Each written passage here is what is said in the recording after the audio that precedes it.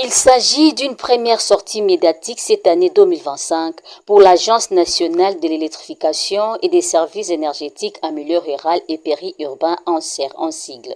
Cet établissement créé par le décret numéro 16/014 du 21 avril 2016 a pour mission de rendre l'électricité disponible, abordable et vecteur de développement socio-économique dans le milieu rural et périurbain. Une mission qui rentre dans la vision du chef de l'État sur le développement à la base tel que préconisé par le programme de développement des 145 territoires. Dans le cadre de la mise en œuvre de ces activités, les plans locaux d'électrification est une des réalisations phares des ANSER, explique son directeur général, Cyprien Moussimar. Une de nos premières réalisations, je pense la plus importante, depuis 2022, depuis que nous avons été opérationnalisés, nous avions mis en place les plans locaux d'électrification. On approche 145 territoires. Qu'en est-il? Ce sont nombreux, ce sont des plans qui cernent les besoins en électricité, territoire par territoire. Par exemple, vous avez un territoire donné, Bassan-Koussou, par exemple, il faudra cerner les besoins, la demande d'électricité à Bassan-Koussou. Qu'est-ce qu'on peut offrir à Bassan-Koussou? Donc, d'un côté, il y a la demande d'électricité et de l'autre, l'offre. Qu'est-ce qu'on peut offrir? Qu'est-ce qu'il y a aussi? On va plus loin. On fait aussi des études socio-économiques de base. Qu'est-ce qu'on peut cultiver à Bassan-Koussou? Qu'est-ce qu'on peut extraire dans le sous-sol de Bassan-Koussou? Donc, c'est un document dynamique. En 2022, quand nous l'avions publié, nous avions fait des documents en dur, mais actuellement, il est téléchargeable gratuitement sur notre site internet, le plan local de l'électrification. Et donc, le plan local, en tout et pour tout, on peut atteindre 2300 mégawatts de capacité à installer. Ce qui fait un investissement de 7 milliards 300 millions. C'est pour atteindre ou pour impacter 6 millions de ménages et atteindre 50% du taux d'accès à l'électricité à l'horizon 2030. De ces plans locaux d'électrification, les PLE, à 145 territoires, nous avions soutiré un programme que nous avions dénommé programme d'investissement prioritaire. C'est un programme où on a tiré 250 projets matures et évalués à 750 millions de dollars pour impacter 3 millions de ménages.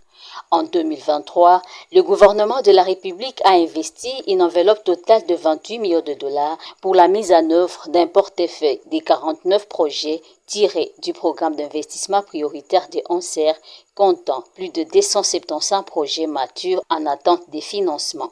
Il y a 28 millions estimés. Nous estimons le coût des projets en cours d'exécution actuelle, nous estimons à 28 millions de dollars américains. Quelles sont les technologies que nous utilisons pour électrifier les pays? Nous avons les centrales photovoltaïques, les centrales hydro, le soutirage, ou appelé autrement l'extension des réseaux. Il s'agit de tirer l'électricité sur une ligne haute tension de courant alternatif. Et nous avons les kits solaires. Les 40 projets sont tirés, donc je le disais, de notre programme d'investissement prioritaire. Et ils peuvent impacter 500 000 ménages. Donc, 7 projets sont déjà finis et en instance d'inauguration. C'est à Walikale, à Calais, Kamounia, Wembonyama, Kinshasa, ici c'est à banlieue de Kinshasa, quartier Njilibaseri. À Kongolo, c'est dans le Tanganyika, à Idiofa, c'est un peu l'éclairage dans quelques villages. Ceux-là sont finis et en instance d'inauguration. Et pas que ça, il y a d'autres qui sont aussi finis. C'est prévu qu'ils finissent en décembre. Nombreux sont presque finis. Il y a Bongandanga, Bassan-Koussou, Kula, le Kula c'est Batakia, le Congo central, Lubefu, Mbujimai. Mbujimai c'est dans la banlieue de Mbujimai. Kananga, c'est également banlieue de Kananga, dont l'aéroport de Kananga et la télé de Kananga, l'hôpital de Kananga et certaines maisons dans la ville de Kananga. Ouvira, c'est le soutirage. Pour l'instant, le projet souffre un peu avec l'insécurité à l'est. Louebo, Chilenge, Katanda, Moeka, Inongo. Ces projets-là, jusqu'au 19e, nous revenons sur le tableau, jusqu'au 19e, ces projets sont dans la grande majorité finis, quelques réglages seulement. Le troisième groupe, c'est des projets qui devaient être inaugurés au cours de ce premier trimestre. Il y a Kabare, Ngandajika, Kabeya-Kamonga, Moneditu, Lusambo, Lodja, Miabi. Les travaux sont toujours en cours, mais les difficultés actuelles que nous avons avec la guerre fait que le décaissement n'est pas évident. On va y revenir plus loin. Ensuite, c'est des projets qui devaient être ou qui seront inaugurés au cours du deuxième trimestre.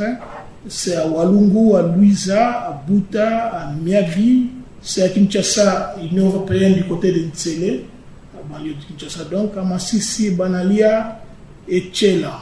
Ça, ils sont toujours en cours d'exécution et ils seront. Donc l'inauguration aura lieu au cours du deuxième trimestre.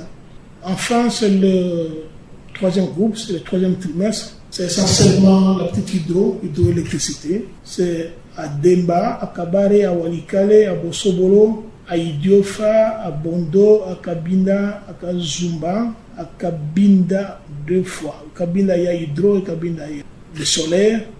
Et à Kakese, il y a également le solaire. C'est dans les Lomani. Voilà. Donc, vous avez au moins une idée du travail que nous sommes en train de faire maintenant. 49 projets en cours d'exécution, dont une vingtaine déjà achevés et en instance d'inauguration, ont indiqué les organisateurs de cette conférence de presse.